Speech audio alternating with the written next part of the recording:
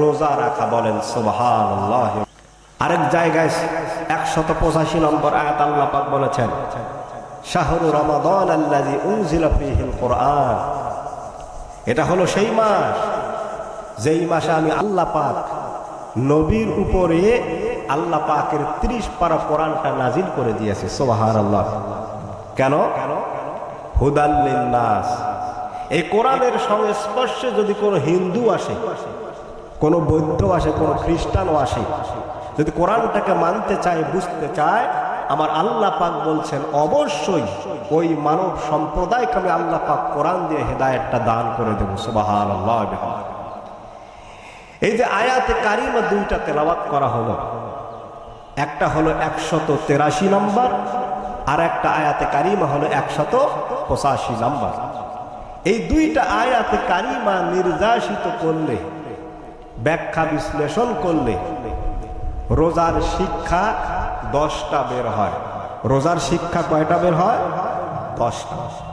এই 10টা শিক্ষা কি কি আমরা আজকে শুনে এবং মুখস্থ করে যাব। সবাই চিল্লায় বলেন ইনশাআল্লাহুল আজিজ। সম্মানিত ভাইরা, যে মাসটা চলছে আল্লাহ পাকের কাছে সবচাইতে শ্রেষ্ঠ মাস হলো রমজানুল মুবারক। আল্লাহ পাকের কাছে শ্রেষ্ঠ মাসের নাম কি? রমজানুল মুবারক।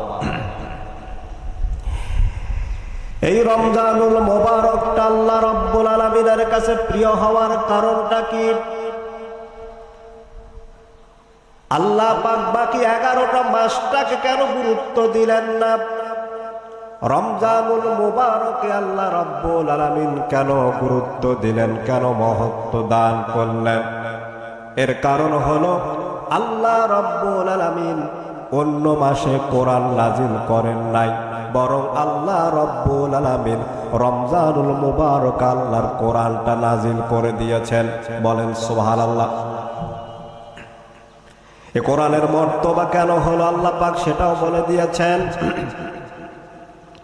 আল্লাহর নবী যখন বিদায় হজের ভাষণ দেন, নবীজি উপস্থিত যত সাহাবায়ে কেরাম যেই দিন বিদায় হজের ভাষণে উপস্থিত ছিলেন, আল্লাহর নবী সকলকে বলেছিলেন, আজকে এখানে যারা তোমরা উপস্থিত আছো অথবা যারা এখন পর্যন্ত উপস্থিত হতে পারে নাই, আজকে আমি তোমাদের কাছে দুইটা জিনিস রেখে যাচ্ছি।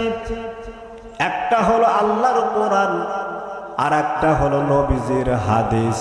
এই দুইটা যারাই মানতে পারবে, যারা আঁকড়ে ধরতে পারবে, আল্লাহ রাব্বুল আলামিন বলেন স্টিম রোলার চালাইলেও ওই ব্যক্তিটাকে কখনোই ইসলাম থেকে পথভ্রষ্ট করা সম্ভব নয়। শুধুমাত্র তাই নয় মুসলমানেরা, আল্লাহর নবী বিদায় হজের পরে এই দুইটা কথা বলে যাওয়ার অর্থটা কি দাঁড়ালো? আপনি আপনার পারিবারিক জীবন থেকে শুরু করে আপনার রাষ্ট্রীয় জীবন পর্যন্ত আপনি কিন্তু কোরআন নবীজির হাদিসের বাহিরে যেতে পারবেন না। আল্লাহ পাক আপনাকে একটা নির্দিষ্ট সীমারেখা তৈরি করে দিয়ে দিলেন। এই নির্দিষ্ট সীমারেখার বাহিরে আপনি চাইলেও যাইতে পারবেন না। যদি আল্লাহর ভালোবাসাটা, নবীজির ইতাআতটাকে যদি আপনি বিদায় হজের ভাষণের আগলে আপনি যদি গ্রহণ করতে পারো, আল্লাহ রাব্বুল আলামিন বলেন ওই বান্দার জিন্দেগীর সব গুনাহ খাতা আল্লাহ পাক মাফ করে দিয়া দিবেন। বলেন সুবহানাল্লাহ। এবার কোরআনে কারিমের দলিল দালাল কুল ইন কুনতুম তুহিব্বুনাল্লাহা ফাত্তাবিউনি ইউহিব্বুকুমুল্লাহ ওয়া ইয়াগফির লাকুম যুনুবাকুম ওয়াল্লাহু গফুরুর রহিম।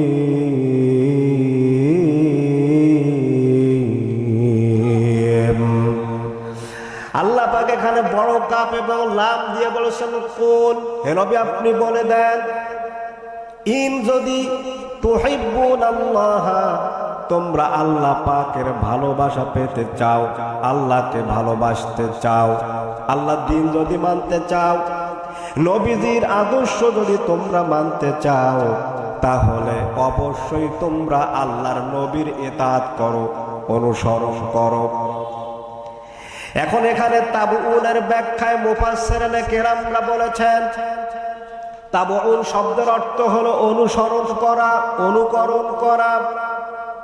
তাহলে আল্লাহর নবী তায়েফের ময়দানে মার খেয়েছেন কি খান নাই? বলেন বলেন।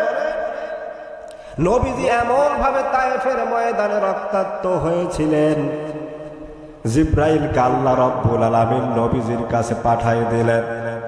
নবীজিকে বললেন, নবীজি আপনি শুধু একবার অর্ডার করেন, আমি গোটা তায়েফবাসীকে উল্টিয়ে পাল্টিয়ে ধ্বংস করে দেব। আচ্ছা বলেন তো, আল্লাহর নবী জিব্রাইলের কথা কি শুনছিলেন? অন্যদিকে আবার লক্ষ্য করেন, হযরত ইব্রাহিমকে যখন আগুনে ফেলানো হলো, আল্লাহ পাক জিব্রাইলকে পাঠিয়ে দিলেন। হযরত ইব্রাহিমকে বললেন, ইব্রাহিম তুমি তো বড় বিপদে আছো, মুসিবতে আছো, তুমি যদি আমার কাছে সাহায্য চাও, তাহলে নমরুদের অগ্নি কুণ্ড থেকে আমি তোমাকে রক্ষা করব।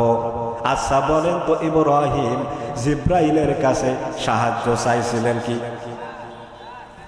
তার মানে তাদের অন্তঃকরণে কিন্তু ঈমান আছে, তাকওয়া আছে। যদি আমাদের এরকম বিপদ হতো, আমরা বলতাম যে আল্লাহকে বাঁচাও, তারপর পরে কথা। কিন্তু ইব্রাহিম ও জিব্রাইলের কাছে সাহায্য চাইলেন না। জিব্রাইলকে ইব্রাহিম বললেন, ইয়া আখি জিব্রাইল, আমি তো এমন অন্ধ, আল্লাহর ইবাদত করি না, আমি বিপদে পড়েছি, আল্লাহ এখন পর্যন্ত আমারে দেখেন নাই।